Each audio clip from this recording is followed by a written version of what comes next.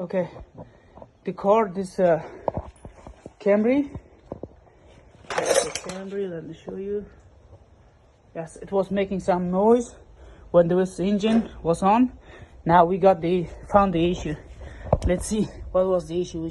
So let me show you something here. The problem was the connecting rod bearing. This is number 4. See, the bearing is gone. This is number 1. This one is good. Number 2 is good. Number 3 is good for sure. So number 4, the bearing is gone. That's why it's making a lot of noise, loud noise. Yeah. Okay. Guys, this is the car. This is all the sheets.